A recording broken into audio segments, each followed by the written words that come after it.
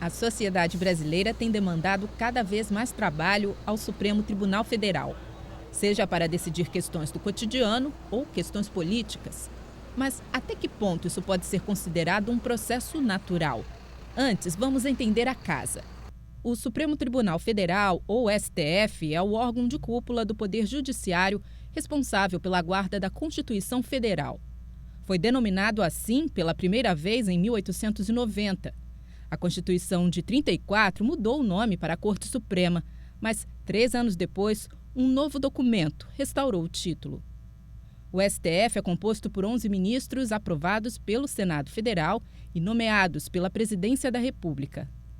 Entre as suas principais atribuições está a de julgar a ação direta de inconstitucionalidade de lei ou ato normativo federal ou estadual. Um exemplo em pauta é a avaliação do artigo 28 da Lei de Drogas. Se o Supremo julgá-lo inconstitucional, o porte de drogas para uso próprio deixará de ser crime no país. Debatemos sobre a judicialização da política e sobre os limites do Supremo com o advogado Diego Werneck, da Fundação Getúlio Vargas do Rio, e com o procurador-geral da Ordem dos Advogados do Brasil, também do Rio, Bérity Santana. Me parece que isso é uma evolução histórica, né? Isso não é vamos dizer assim, uma invenção brasileira, né?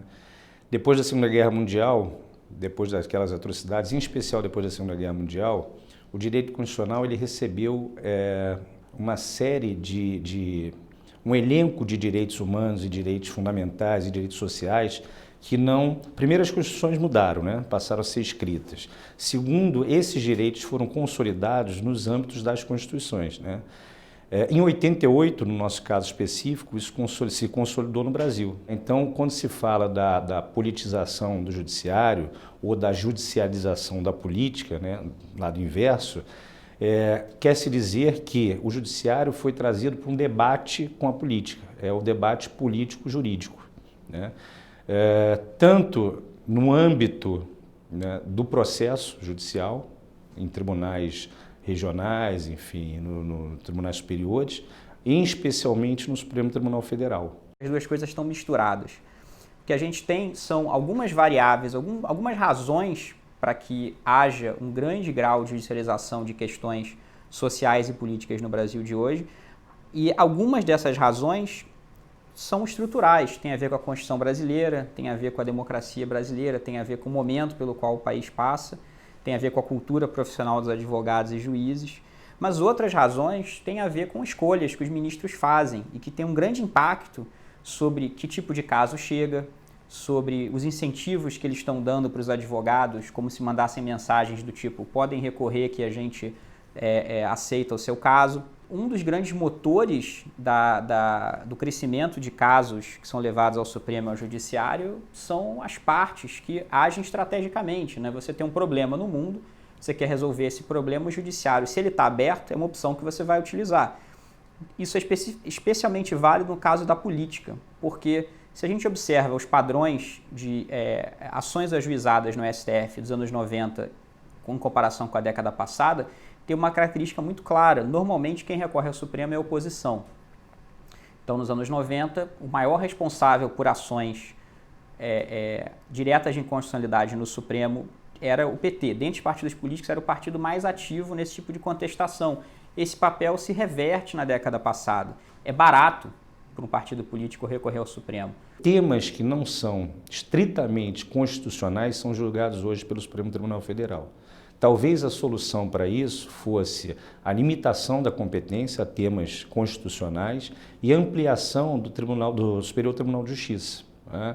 Para quê? Para que os processos do cidadão que não digam respeito a temas efetivamente constitucionais possam ser julgados ou acabem, né, serem julgados no STJ.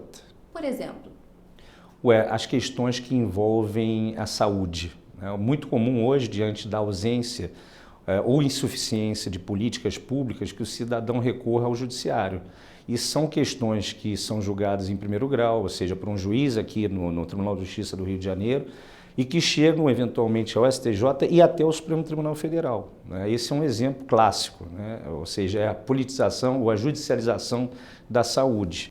Entre os anos de 2000 e 2007, o Supremo recebeu em média 120 mil novos casos e julgou boa parte deles. A Suprema Corte Americana recebe 8 mil casos por ano, julga 100. O tribunal, no mesmo período de 2006, o Tribunal Constitucional Espanhol recebeu também alguns milhares de processos e decidiu 400, 500. Mesma coisa o Tribunal Constitucional Alemão. Tem variações, mas a ordem de grandeza é no máximo 1.000 casos por ano. O Supremo não só recebeu 120 mil em 2006, como decidiu grande parte desses 120 mil. É claro que são decisões que, na maioria das vezes, o tribunal está só carimbando de novo coisas que ele já fez.